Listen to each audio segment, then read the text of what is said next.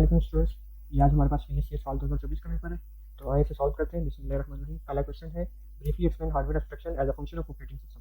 तो hardware abstraction क्या होती है कि हम लोग हार्डवेयर की कम्प्लेक्सिटी को जो है वो हाइड कर देते हैं।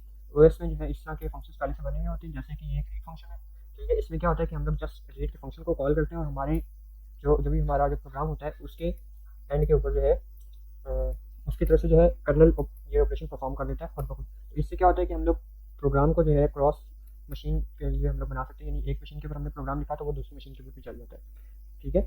हार्डवेयर यहाँ पे देख लें कि without worrying about the device specific details. तो फिर नेक्स्ट क्वेश्चन है, what is multi programming. Multi programming क्या है कि is a technique for keeping multiple programs in a memory at the same time so that the CPU can switch to another program when one is waiting for the IO, ठीक है, input output. क्या कहता है कि multi programming क्या होता है कि एक ही सीपीयू के अंदर आप एक से ज़्यादा मल्टीपल प्रोग्राम को जो है वो एक टाइम के ऊपर रन कर सकते हैं, जिससे क्या होगा कि सीपीयू कैन स्विच, ठीक है, कि जब किसी को इनपुट आउटपुट चाहिए होगी तो क्या करेगा, सीपीयू कॉन्टेक्स्ट स्विच करेगा और दूसरे प्रोग्राम को जो है वो लोड कर लेगा, ठीक है। How it improves the utilization, ठीक है। Why one process is waiting for input output the CPU can execute another process. यानी जब एक जो है वो इनपुट आउटपुट के लिए वेट करा तो सीपीयू क्या कर सकते हैं कि दूसरे को एग्जीक्यूट कर सकता है। रिड्यूसेस सीपीयू आइडल टाइम, ठीक है, कि जो सीपीयू जो है फारिग उसके जो फारिग बैठने का जो टाइम है उसको ये रिड्यूस कर देता है और सीपीयू को बेटर यूटिलाइजेशन करती है। हमारा जो गोल होता है वैसे वो यही होता है कि सीपीयू को हम लोग ज़्यादा से ज़्यादा बिजी रख सकें। अच्छा, डेडलॉक क्या है। डेडलॉक क्या है कि जब दो या दो से ज़्यादा प्रोसेस जो हैं वो परमानेंटली वेट करते हैं एक रिसोर्स के लिए, ठीक है। यानी एक प्रोसेस जो है वो फॉर एग्जांपल मेरे पास ये है P1, ठीक है, P1 वेट कर रहा है उस रिसोर्स के लिए जो कि P2 ने एक्वायर किया हुआ है, और P2 जो है वो वेट कर रहा है उस रिसोर्स के लिए जो P1 ने एक्वायर किया हुआ है। इस तरह की जो कंडीशन होती है इसमें सर्कुलर वेट आ जाते हैं और ये जो है ये डेडलॉक की कंडीशन होती है। फिर उसके बाद जो है वो प्रिवेंशन मेजर्स क्या है इसके, ठीक है, कि हम लोग कैसे इसको प्रिवेंट कर सकते हैं। तो प्रिवेंट करने के लिए हम लोग इन चारों में से किसी एक कंडीशन को जो है ब्रेक करते हैं। तो जब इनमें से कोई एक कंडीशन जब ब्रेक हो जाती है, म्यूचुअल एक्सक्लूजन को तो वैसे ब्रेक नहीं कर सकते, इसके अलावा जो है हम लोग इन कंडीशन को जो है वो ब्रेक करते हैं, तो इससे जो डेडलॉक है वो अवॉइड हो जाते हैं। नेक्स्ट क्वेश्चन हमारा, what is memory fragmentation and what are its different type. तो मेमोरी फ्रेगमेंटेशन जो है कि जब मेमोरी जो है वो टू डिफरेंट ब्लॉक्स में जो है वो डिवाइड हो जाती है जो कि यूजेबल नहीं होते, ठीक है। तो टाइप्स हैं इसकी दो, एक्सटर्नल और इंटरनल। एक्सटर्नल में क्या होता है कि मेमोरी जो है वो स्मॉलर पीसेस में जो है वो ब्रोकन हो जाती है और कोई भी हमारे पास इतना बड़ा ब्लॉक नहीं होता जिसके अंदर जो है हम लोग एक प्रोग्राम को फिट कर सकें, ठीक है। ये जो होती है वो फॉर एग्जांपल अगर हमारे पास ब्लॉक्स है, मैं यहाँ पे ब्लॉक्स बना लेता हूँ, टेबल में कन्वर्ट कर ले। तो अब देखें, अब क्या है कि मेरे पास जो है ये छोटा ब्लॉक है, ठीक है। इन सारों के अंदर फर्स्ट करें मैंने जो है एक प्रोग्राम को लोड कर लिया। अब जो मेरे पास ये मेमोरी जो है ये बची हुई तो है, लेकिन इसमें जो है मैं कोई प्रोग्राम को लोड नहीं कर सकता, ये छोटा है, ठीक है। इसको कहते हैं हम लोग एक्सटर्नल फ्रेगमेंटेशन। फिर जो है नेक्स्ट टाइप जो है वो क्या है कि इंटरनल फ्रेगमेंटेशन। इसमें क्या होता है कि मैंने फॉर एग्जांपल मैंने जो है वो बुक्स ली थी, ठीक है, 10 बुक्स के लिए जो है मैंने एक जो है वो शेल्फ लिया, उसके अंदर मैंने 7 बुक्स रख दी है, ठीक है, लेकिन वो मैंने 7 बुक्स जो है वो बड़ी बड़ी रखी है। अब उससे क्या होगा कि मेरे पास जो है वो जो बाकी की जो बुक्स है वो रखने के लिए 10 बुक्स रखने के लिए जो जगह थी 3 की, मतलब 7 10 - 7, ठीक है। तो ये जो 3 है ये वेस्ट हो जाएगी क्योंकि मैंने रखनी तो सिर्फ 7 थी, लेकिन मैंने ले कितनी ली है 10, तो ये जो 3 जो है ये वेस्ट हो जाएगी, ठीक है। तो ये बेसिकली दो टाइप की फ्रेगमेंटेशन होती है, मेमोरी फ्रेगमेंटेशन। फिर नेक्स्ट है हमारे पास कि in a paging system logical address is 64 GB, ठीक है, logical address space is 64 GB। ये आप जरा चीज़ें नोट कीजिएगा, लॉजिकल एड्रेस स्पेस 64 GB है, पेज साइज जो है वो 4 KB है, अवेलेबल फिजिकल मेमोरी कितनी है 32 GB, compute the number of bits required for PDF in page table entry size, ठीक है। तो सबसे पहले हम लोग क्या करेंगे कि हम लोग फाइंड करेंगे इनमें से ना, हमने सबसे पहले फाइंड करना होता है D, ठीक है। जब हम लोग D फाइंड करते हैं, ऑफसेट फाइंड करते हैं, तो फिर हम लोग उसके बाद क्या करते हैं कि जो बाकी का जो डेटा है उसको हम लोग आसानी से फाइंड कर सकते हैं।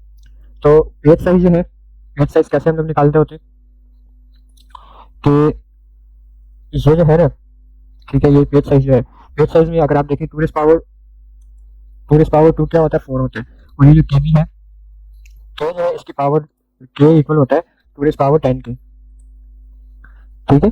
तो मैं यहाँ पे लिख देता हूँ 2 पावर 2 और फिर मल्टीप्लाई बाय 2 पावर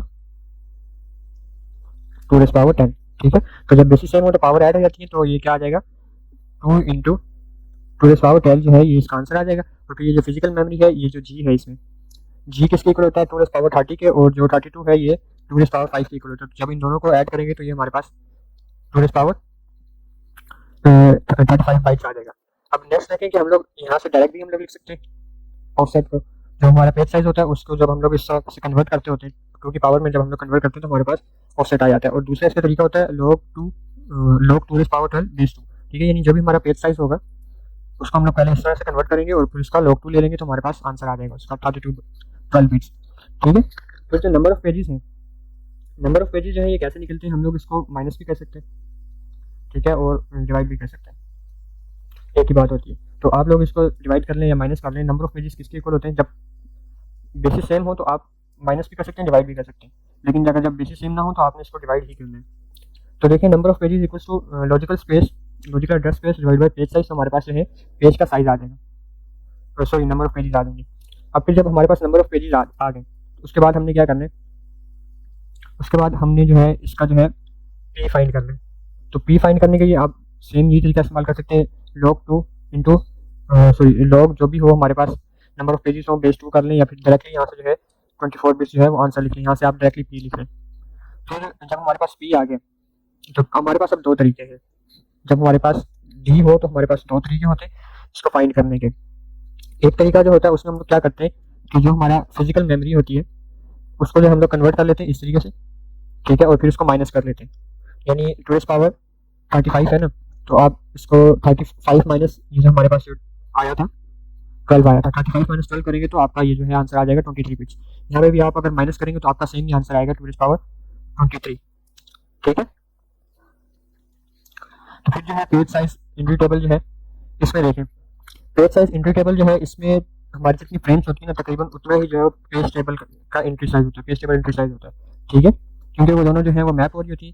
लेकिन इसमें कुछ एक एक्स्ट्रा बिट्स भी होती है जो कि मेटा डेटा होता है तकरीबन।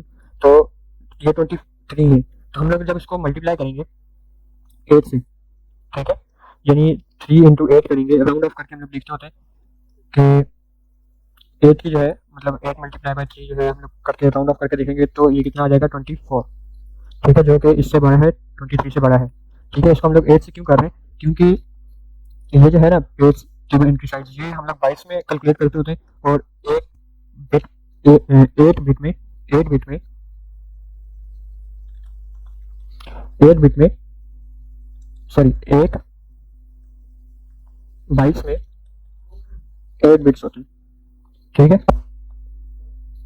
फिर उसके बाद consider a system with 48 bit logical address space that supports 8 KB page size available physical memory 64 GB operating system running on this system supports 32 bit process ID calculate the number of bits, ठीक है। ये भी तकरीबन उसी तरह का है। हम लोग सबसे पहले क्या करेंगे, लॉजिकल एड्रेस स्पेस से जो है हम लोग 48 बिट जो है ये हम लोग फाइंड कर लेंगे, ठीक है।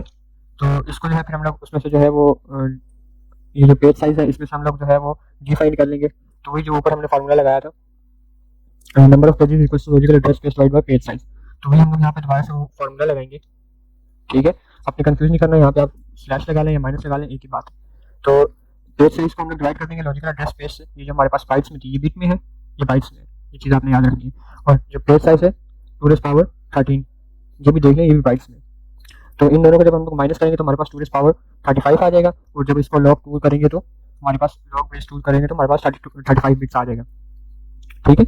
और फिर जो हमारे पास नंबर ऑफ फ्रेम्स थी ये जो हमने इस तरीके से कैलकुलेट की थी, फिजिकल मेमोरी जो है इस तरीके से हमने कैलकुलेट की थी, उसमें से हम लोग माइनस कर देंगे 2⁻, ये जो हमारे पास 2⁻13 ये जो पेज साइज था, ठीक है, ये हम लोग माइनस कर देंगे तो हमारे पास जो है फ्रेम्स आ जाएंगी, ठीक है, जिसको हम लोग इस तरीके से फिर ये हमारे पास लॉन्ग क्वेश्चन है।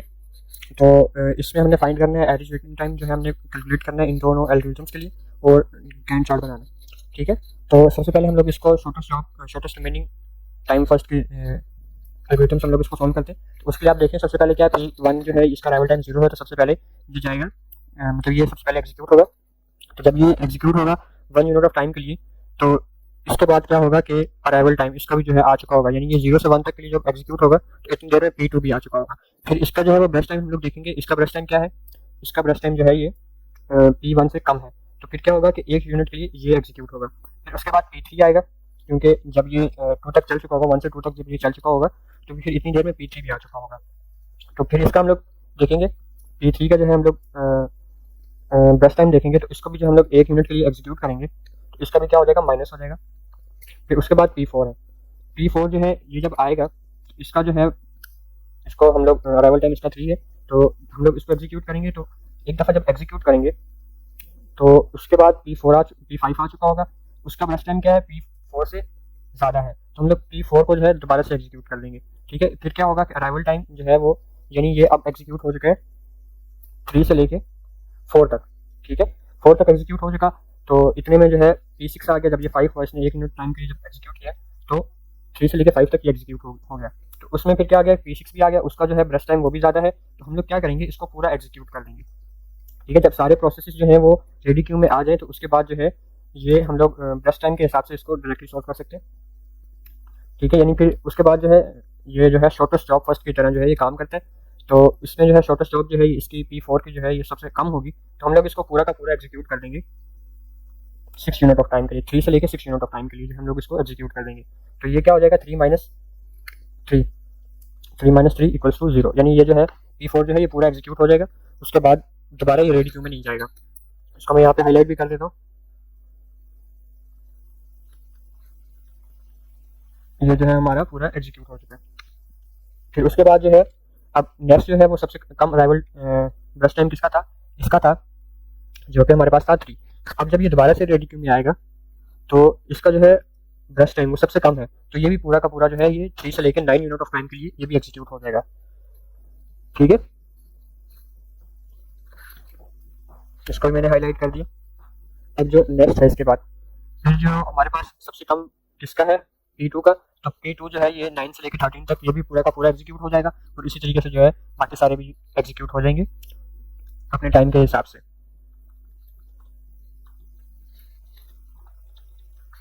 ठीक हो गया।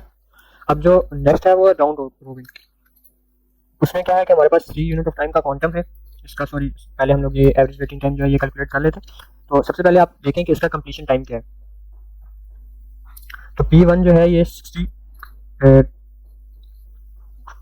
26 से लेकर जो है 26 प्लस 9, तो ये हमारे पास आ जाएगा 35। तो ये 35 यूनिट ऑफ टाइम के लिए जो है ये P1 चलता रहा है।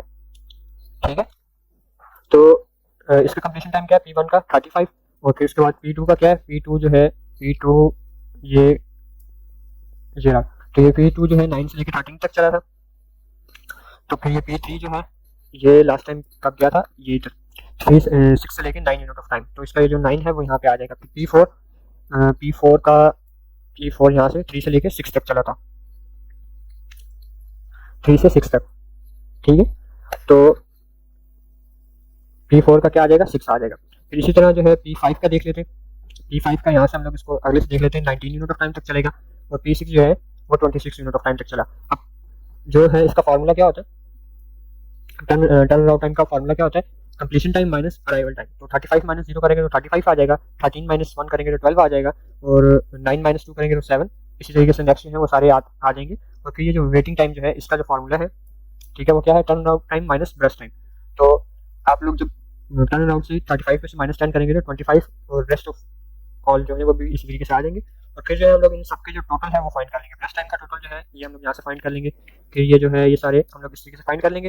और फिर जो एवरेज वेटिंग टाइम होता है उसका फार्मूला क्या होता है, टोटल वेटिंग टाइम जो कि हमने यहाँ से 58 निकाला है, इन सबको ऐड करके divided by number of processes. तो नंबर ऑफ प्रोसेसेस कितने थे P1 से लेकर P6 तक, तो 58 माइनस 6 जो है ये हमारे पास आंसर आ जाएगा।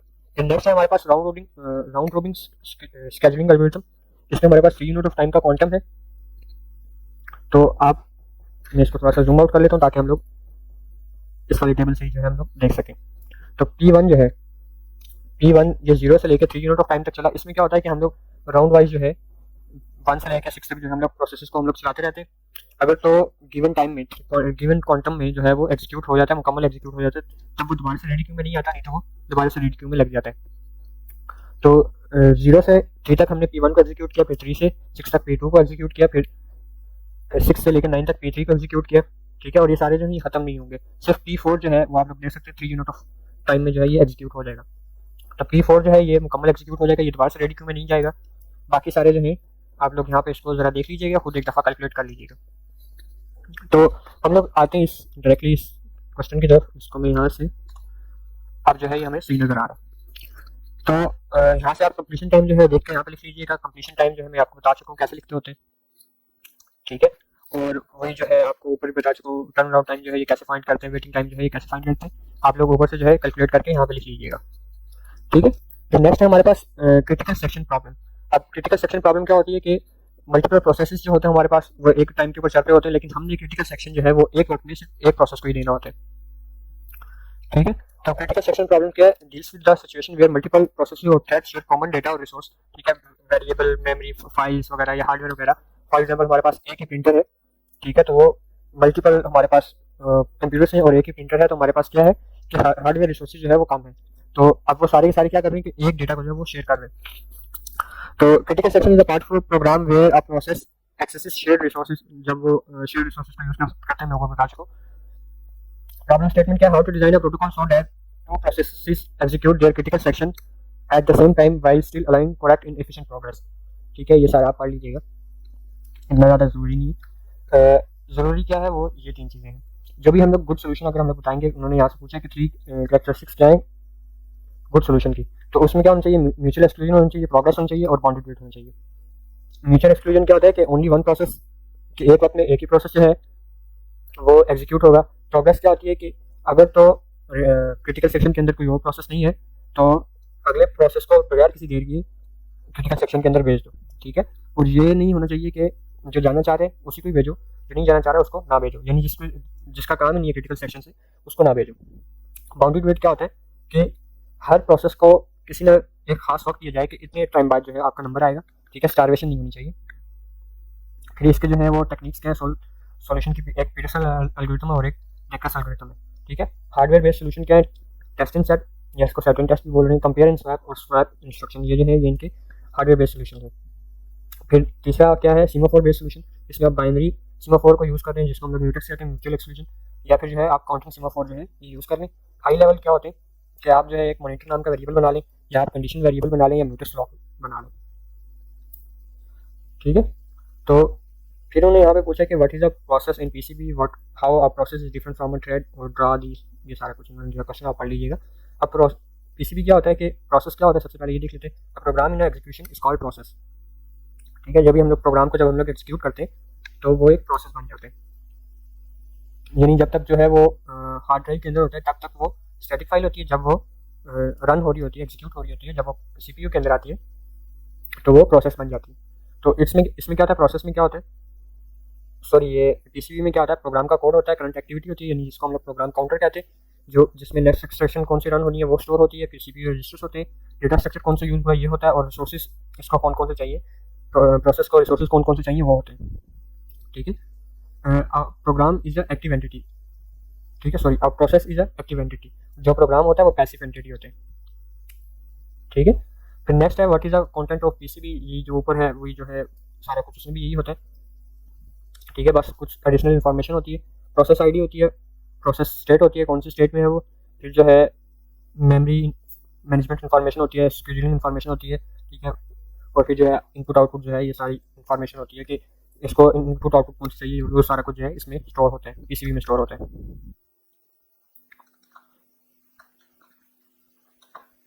ठीक है। तो difference between process and thread, process क्या होता है कि प्रोग्राम इन एग्जीक्यूशन, और फिर ये क्या है कि थ्रेड जो है वो एक प्रोसेस का हिस्सा होता है, smallest unit of the CPU execution. अब एड्रेस स्पेस, इसकी जो प्रोसेस की जो है वो एड्रेस स्पेस जो है वो अपनी होती है, ठीक है, यानी एक ही जगह पर स्टोर हो रही होती है, लेकिन इसकी जो होती है ये शेयर्ड होती है, ठीक है।